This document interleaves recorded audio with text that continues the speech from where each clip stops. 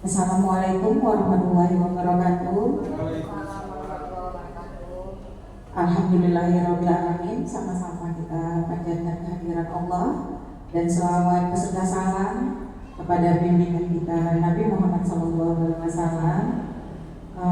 Terima kasih kepada ibu-ibu dan bapak-bapak yang telah hadir di ruangan ini untuk sama-sama kita mendengarkan penjabaran dari Bapak Syaharuddin tentang budaya positif, menyebarkan pemahaman dan penerapan pengalamannya sebagai calon guru penggerak angkatan 11. Ya, kepada Bapak kami persilakan.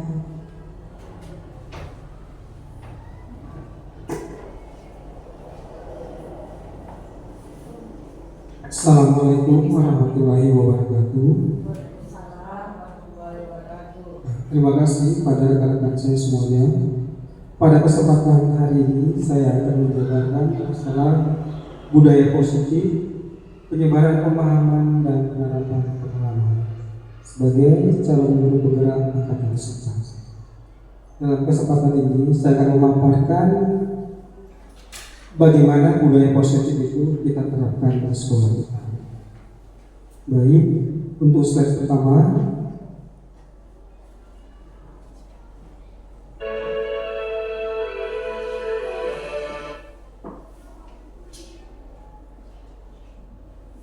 di sini ada konsep inti budaya positif. Nah, apa saja di dalam konsep inti budaya positif?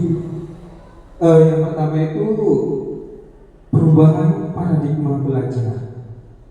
Yang kedua, disiplin positif. Yang ketiga, motivasi perilaku manusia. Yang keempat, kebutuhan dasar. Yang kelima yaitu posisi kontrol restitusi. Selanjutnya, keyakinan kelas dan segitiga restitusi.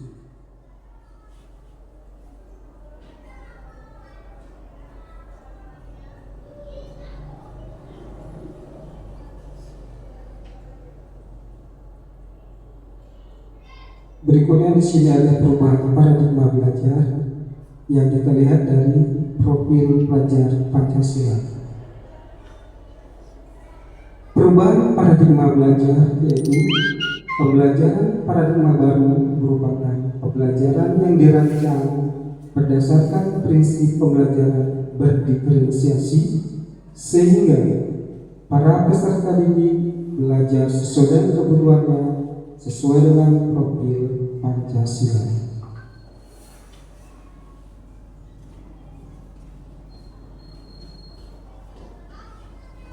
Baik, di sini ada disiplin positif merupakan kebijakan universal, tanggung jawab, kejujuran, rasa syukur, rajin, kesabaran, dan percaya diri.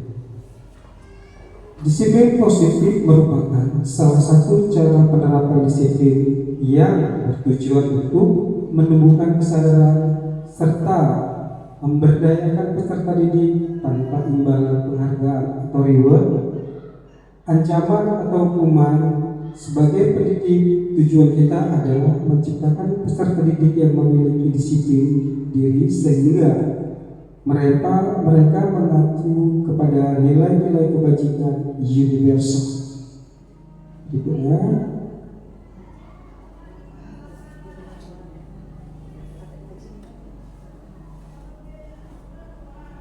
di sini ada motivasi perilaku manusia.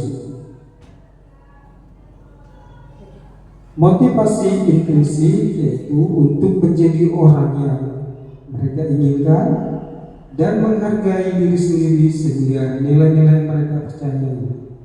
Motivasi intrinsik atau luar terdiri dari untuk menghindari ketidaknyamanan atau hukuman. Kedua, untuk mendapatkan imbalan atau penghargaan dari orang lain.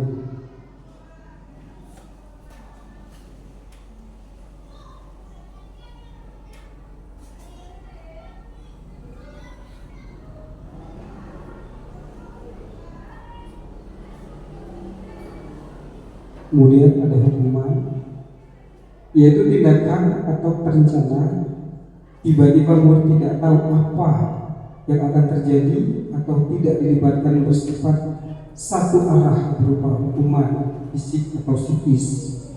Konsekuensinya yaitu terencana, disepakati sesuai peraturan murid, dibuat tidak nyaman. Sikap guru selalu memonitor murid.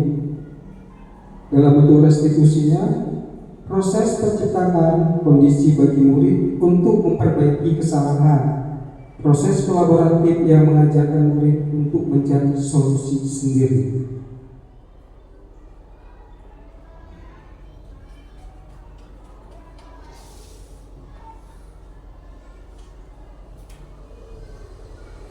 Di sini ada kebutuhan dasar manusia.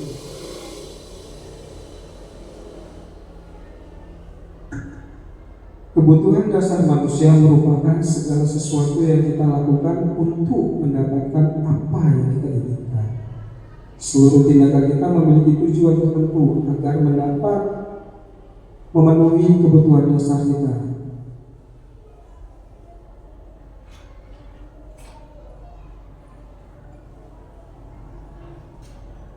Baik, di sini ada 5 kebutuhan manusia.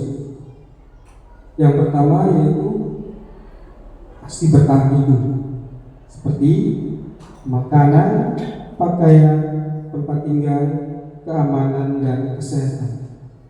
Yang kedua, adanya kasih sayang dan rasa diterima.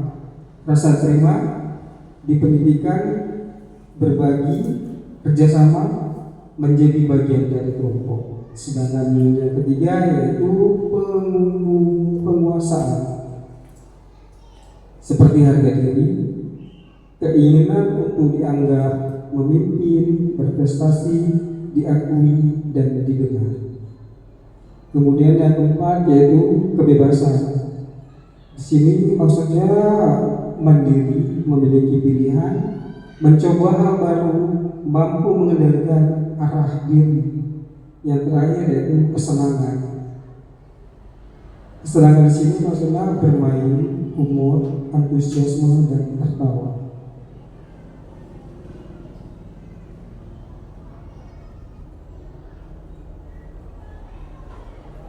Lima posisi kontrol guru. Nah, di sini pasti rekan-rekan paham maksudnya posisi kontrol kita sebagai pendidik atau guru.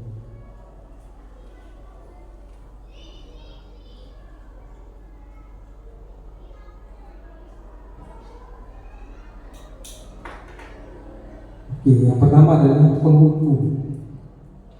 Yang kedua, membuat rasa bersalah. Yang ketiga sebagai teman. Yang keempat pemantau. Yang terakhir adalah manajer. Jadi posisi kita kira-kira berada di mana? Biasa kebanyakan posisi sebagai manajer. Penghukum, lihat juga kelakuan anak seperti apa. Mau bersalah, pastinya nggak jadi bersalah, berarti dari kitanya juga. Teman biasa sama curhat. Pemantau,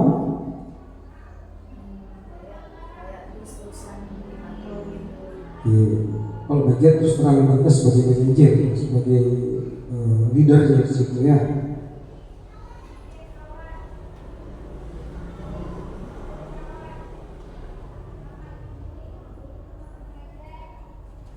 Berikutnya di sini ada contoh penerapan posisi kontrol guru. Ini ada satu kasus di sini. Ini sering terjadi biasanya. Nah, di sini ada kasus masalah siswa tidak memakai atribut lengkap saat upacara bendera. Biasa hukumannya di sini hormat pada bendera selama 1 jam. Itu adalah penghukum. Kalau kita lihat dari pembuat rasa bersalah, artinya berapa kali Bapak Ibu harus memberitahu kamu selalu saja mengecewakan Bapak dan Ibu. Berarti ini yang dilakukan oleh peserta didiknya. Berarti murid tadi membuat rasa bersalah. Jadi tindakan guru menghukum, berarti hormat pada bendera selama 1 jam. Ini kan nggak serta merta lakukan, ada pertimbangan lagi. Biasanya sekolah memiliki namanya peraturan. Nah, beda lagi dengan peraturan kelas yang kita dibuat seperti itu. Berikutnya lagi di sini.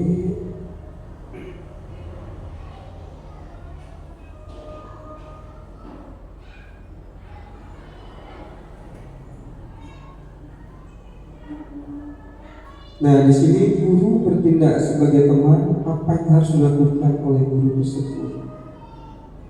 Seperti ini. Kalau kita berbicara sebagai teman kepada peserta didik,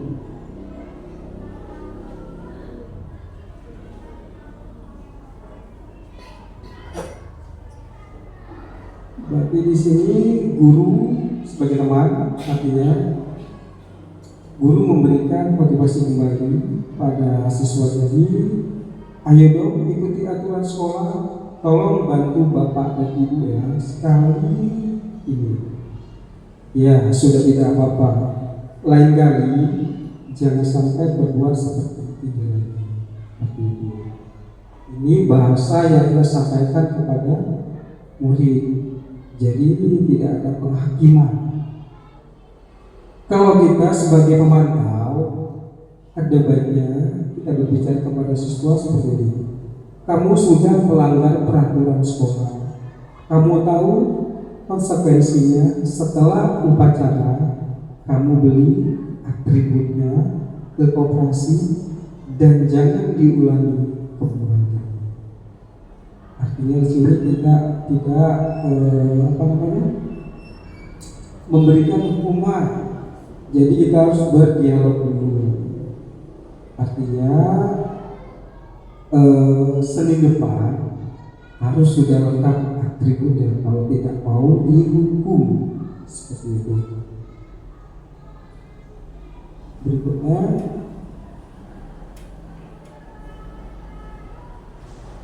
nah ini sebagai puncaknya, kita sebagai leader atau sebagai manajer. Nah, kalau kita sebagai manajer,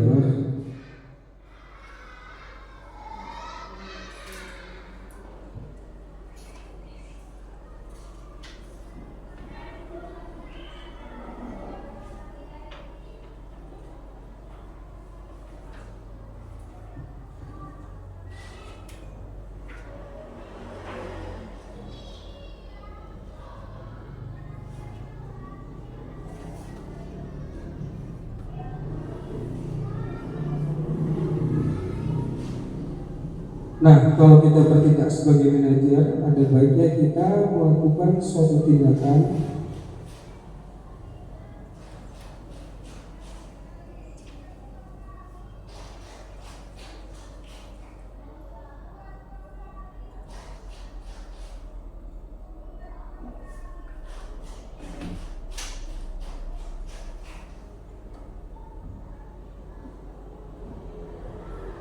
seperti ini. Kita sebagai manajer tindakannya.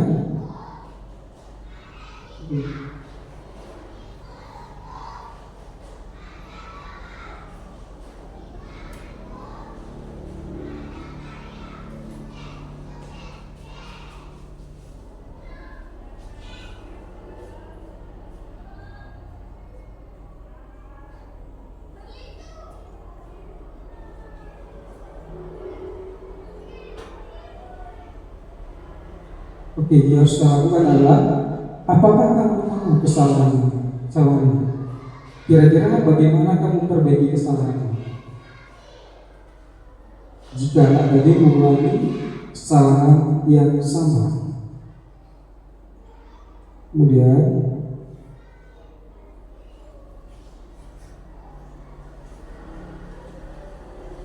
Nah, di sini kita ada namanya posisi kontrol.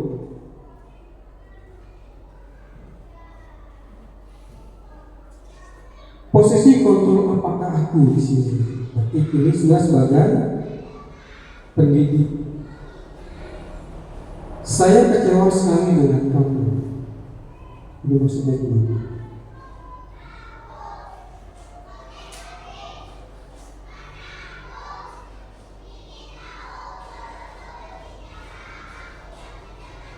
Berarti pertama tadi, ini yang kedua, membuat rasa bersalah. Berarti kita sebagai pendidik, lagi-lagi kita yang menjadi rasa bersalah. Nah, setelah terjadi permasalahan tersebut, apa rencana kita untuk menyelesaikan masalah ini? Kita pilih posisi kontrol manakah kita dalam menyelesaikan masalah serta litigasi.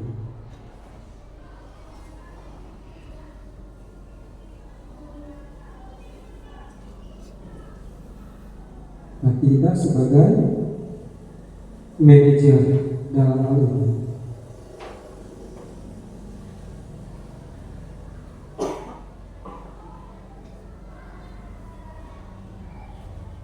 Nah, yang berikutnya kita adalah membuat keyakinan kelas. Kira-kira mengapa keyakinan kelas? Mengapa bukan peraturan kelas? Baik.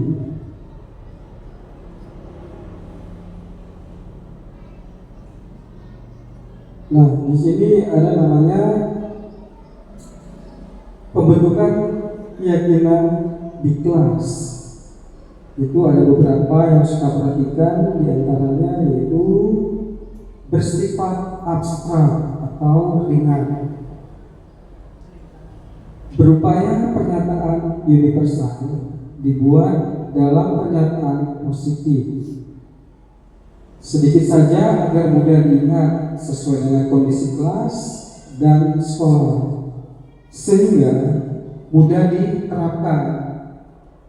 Berikutnya, semua warga kelas dilibatkan saat membuat keyakinan kelas, sebagai siswa, warga sekolah, kepala sekolah, dan guru itu sendiri.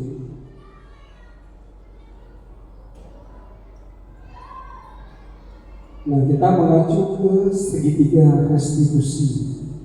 Apa itu segitiga restitusi?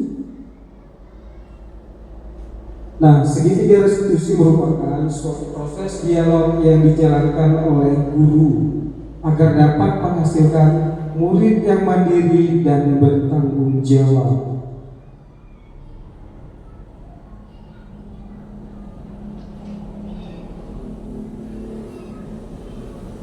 Di sini bagaimana kita menstabilkan identitas. Berdasarkan prinsip, membuat kesalahan adalah bagian dari proses pembelajaran. Berbuat salah itu wajar.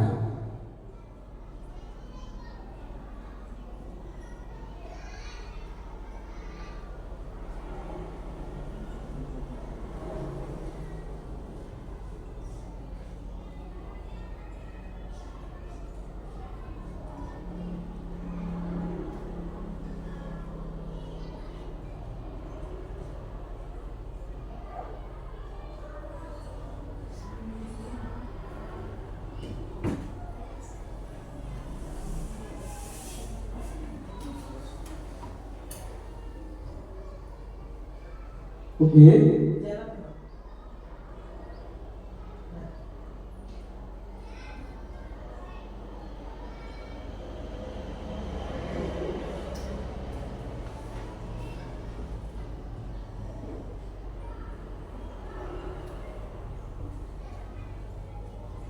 Nah, di sini kita menstabilkan identitas dahulu. Berdasarkan prinsip, membuat kesalahan adalah bagian-bagian proses pembelajaran. Maksud di sini berbuat salah itu wajar. Tidak ada manusia yang sempurna. Bapak Ibu juga pernah melakukan itu. Jadi Bapak Ibu tidak mau mencari siapa yang salah, tetapi Bapak dan Ibu ingin mencari solusi. Bagaimana anak berhak merasa begitu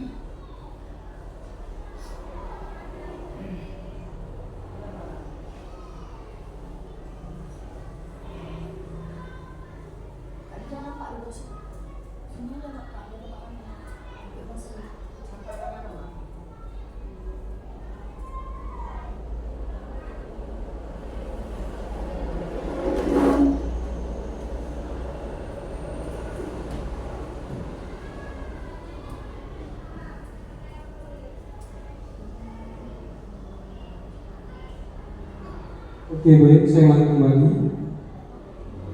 Menstabilkan identitas berdasarkan prinsip membuat kesalahan adalah bagian dari proses pembelajaran. Contohnya, berbuat salah itu wajar. Tidak ada manusia yang sempurna. Bapak Ibu juga pernah merasakan atau melakukan hal seperti itu. Siapa yang salah, tetapi ibu bapak ingin mencari solusi dan kamu berhak merasa begitu.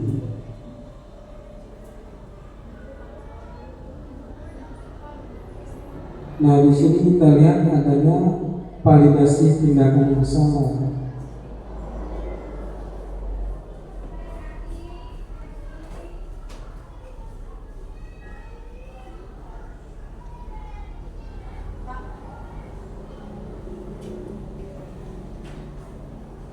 Berdasarkan prinsip, setiap perilaku berupaya memenuhi suatu kebutuhan tertentu.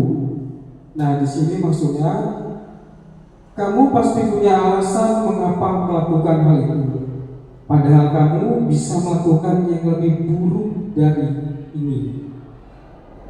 Kamu patut bangga karena telah melindungi sesuatu yang penting buat kamu, melakukannya karena mempertahankan sesuatu yang penting bagi dirimu.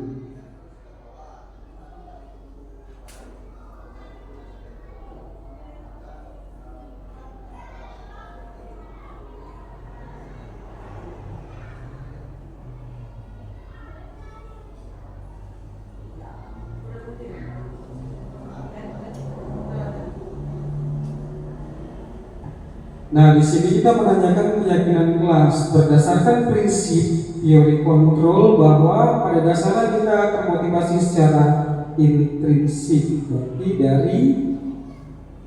dari dalam. Contohnya ini, apa keyakinan kelas kita? Berarti kita terapkan di dalam kelas kita, sehingga nanti muncul nilai-nilai apa yang telah disepakati bersama. Ini berlaku baik antara pendidik dan peserta pendidik tersebut ya. Kemudian seperti apa gambaran sebuah kelas yang ideal menurut Bapak dan Ibu?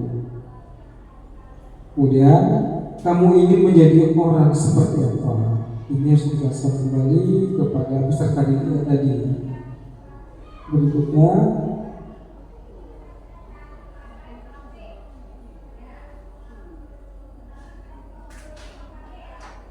nah sini ada skenario segitiga restitusi. Di sini ada seorang siswa yang melakukan kesalahan. Di sini siswa tersebut dalam kasus dia merobek buku catatan temannya karena si siswa tersebut tidak menyalin rangkuman yang guru berikan, sehingga siswa tersebut kita panggil untuk memberikan penjelasan apa maksudnya merobek buku temannya. Ini salah satu contoh skenario.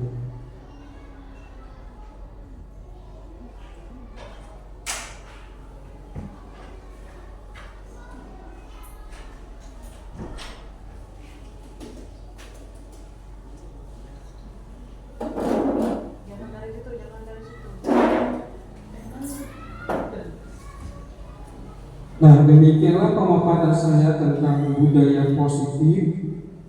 Jika ada pertanyaan, silakan kita berdiskusi dan saling berkolaborasi. Kira-kira Bapak Ibu ada yang ditambahkan atau diberikan masukan? Tadi Bapak memaparkan ada kasus tentang anak yang melakukan kesalahan dengan mengambil buku catatan temannya. Yang ingin saya tanya di sini atau yang ingin saya tahu adalah bagaimana Bapak menyelesaikan permasalahan tersebut menggunakan segitiga restitusi. Oke, baik, terima kasih Ibu. Nah, di sini saya tanyakan dulu. Saya lihat dari jarak jauh, biasanya kan anak-anak mengadu pada saya, Pak, buku saya dirobek sama si A. Jadi saya tidak eksekusi di tempat langsung, tapi pada saat jam istirahat saya panggil anak yang melakukan kesalahan. Saya panggil dua-duanya. Nah, saya tanyakan dulu apa masalahnya. Nah, si A dan si B kebetulan satu tempat duduk. Jadi saya panggil kedua-duanya untuk saya melakukan segitiga restitusi. Nah, sebut saja namanya si A tadi yang melakukan kesalahan telah merobek buku si B karena dia tidak selesai merangkum apa yang saya berikan. Yang pertama, saya tanyakan dulu, apa masalah kamu sehingga kamu merobek buku si B? Ternyata si B tidak memberikan buku catatan ataupun rangkuman ke si A, sehingga si A tadi merasa jengkel atau tidak diperdulikan permintaan tadi untuk dipinjamkan buku catatan. Dan setelah itu saya tanyakan kembali apa yang sudah kita sepakati di dalam kelas kita bersama. Nah, jadi saya tanyakan kembali, apakah kamu setelah mempelajari atau memahami keyakinan yang telah kita buat bersama di dalam kelas? Jadi intinya di sini tidak kita menghakimi, tapi memberikan kalimat positif untuk yang bersangkutan. Intinya di sini kita memberikan pemasukan positif. Intinya jangan terulang kembali Apa yang kamu lakukan itu artinya sama saja kamu melanggar yang sedang kita sepakati bersama. Jadi intinya di sini kita sebagai leader atau manajer dalam kelas kita ya, bukan di sekolah, tapi di dalam kelas kita. Intinya tadi kita tidak mengabdi di tempat, tetapi di bawah satu tempat. Jadi intinya dia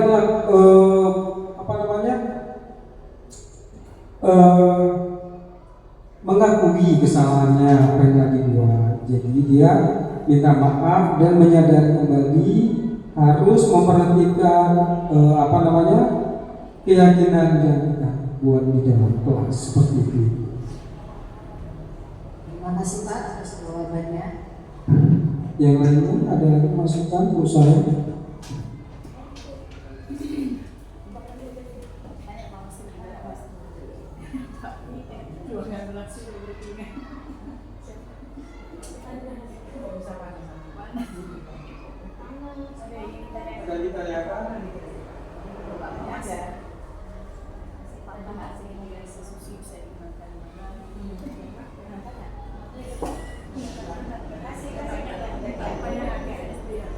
Sebelumnya saya ingin tanya pada ibu semuanya, apakah di dalam kelas Bapak Ibu sudah melakukan kesepakatan atau keyakinan di dalam kelas? Nah, seperti apa kira-kira kesepakatan kelas ini? Bisa berikan contoh untuk saya satu?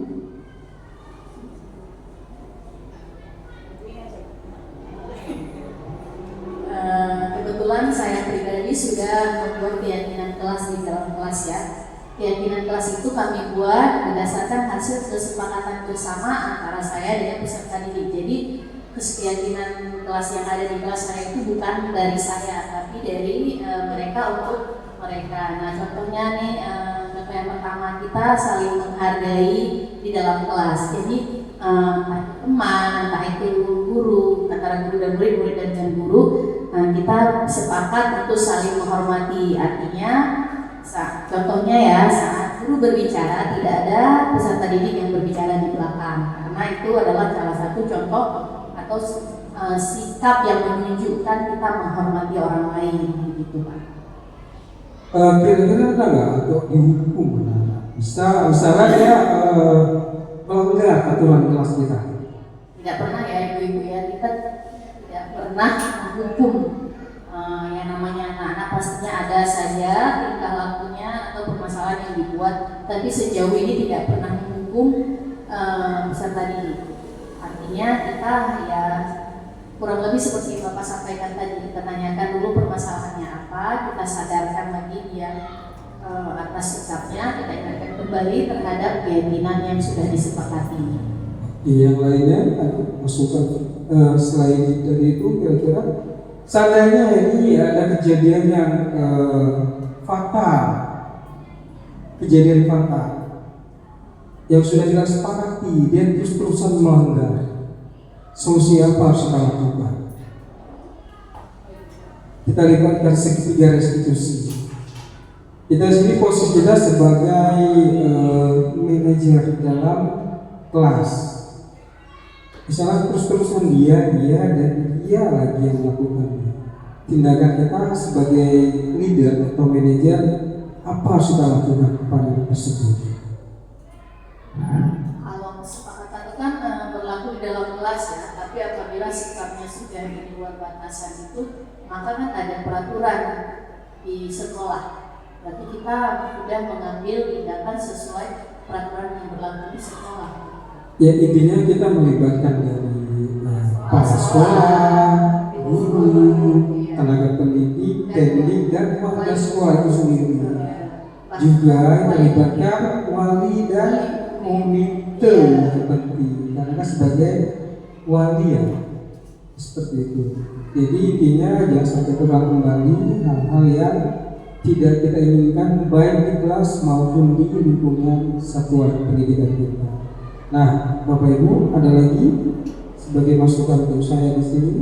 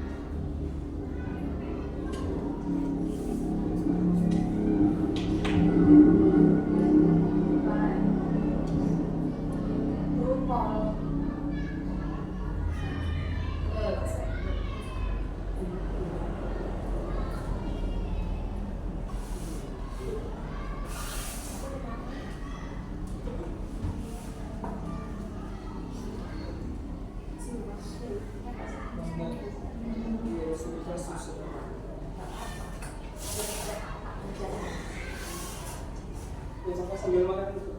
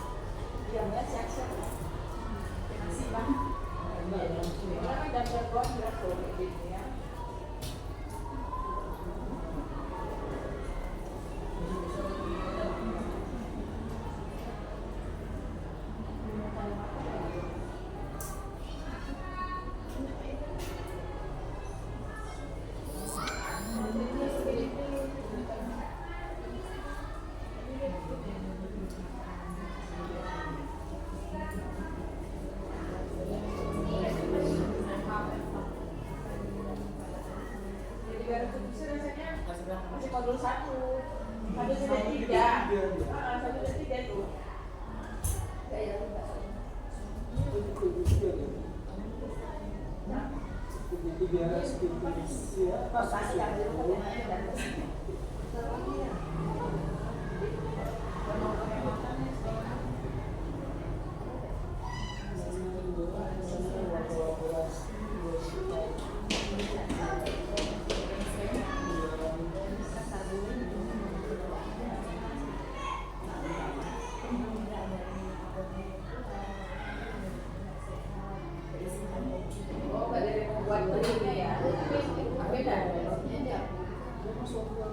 Aduh dah, saya tanpa kolaborasi ya.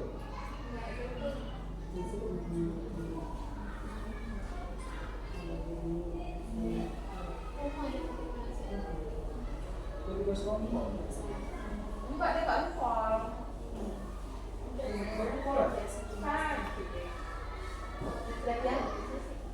Lihat ingat. Kasih kunci. Ada. Ada satu dan dua.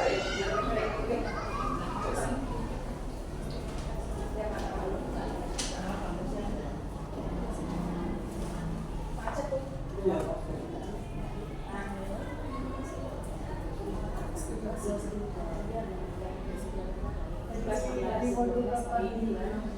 Modul BC1 tuh, terus kan? Itu tugas itu mana? Terus.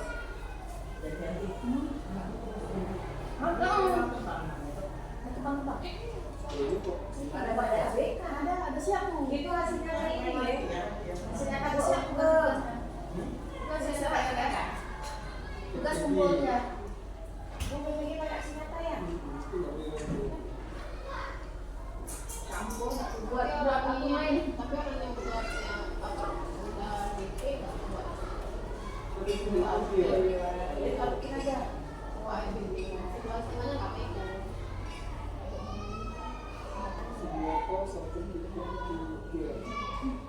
Iya di sana.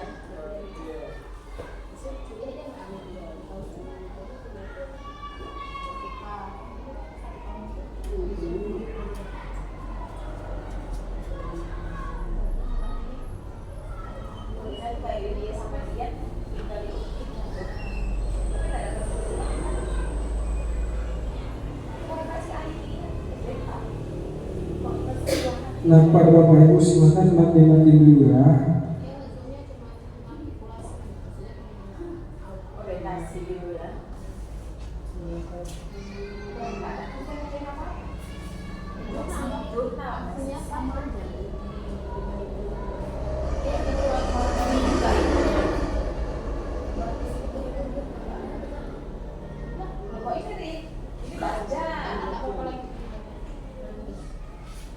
Iya rasanya habis ini. Habis baca nih. Berarti di bawahnya ada buat edisi.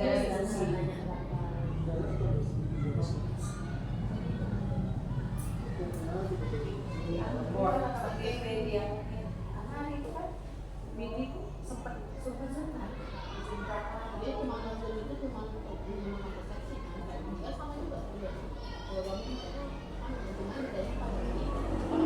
kalau kamu ada studi kasus Nggak ada. nggak ada tapi orang bilang ada studi kasus Ya orang punya Widi. Kan habis Kak Widi. Iya. Habis Kak Widi. Ada lagi orang yang sambung. Ada si Yusuf Jarang. Tapi kalau orangnya nggak ada. Orangnya kan istrinya dua jenis. Bukan istrinya dua jenis kan. UTBK sama UKI. UTBK-nya tuh terdiri dari dua ini. Terdiri dari ujian tulis berbasis komputer tadi sama studi kasus. Jadi ketika waktu 3 menit itu kita ngalang. Studi kasus kita ngalang di tempat. Iya. Selama 30 menit itu yang berbeda-beda. Ada sebenarnya itu yang akan kalau misalnya kayak UTBK-nya kita di sokong. Berarti kan harus jauh-jauh hari ngapal. Studi kasus itu harus dihafal kan. Ada bayangan di dalam itu ketika itu ada dan dulu gini kan basis. Cuman kan kalau Zoom enaknya kan kita apa sampai jam 12 sampai jam 12 harusnya nggak harus bikin PR. Iya, maksudnya kita nggak harus duduk untuk gitu kan. Yang penting kita duduk hanya dia sebenarnya nanti nggak ada yang karena nanti dia pasti ada presentasi. Iya.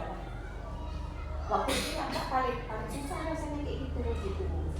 Begitu ya, ya Allah kayak sampai jam 12 malam masih mau tahu. Besok masih biarin aja. Yang dulu PLPT masih ninggalin ninggalin itu ini dari 10 hari itu enak juga. Oke, baik Bapak Ibu, terima kasih untuk waktunya hari ini. Apa yang sudah saya paparkan hari ini, saya ucapkan terima kasih kepada Bapak Ibu meluangkan waktu bagi saya.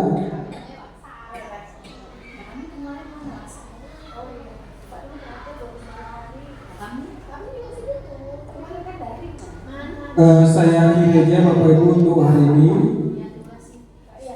Assalamualaikum warahmatullahi wabarakatuh.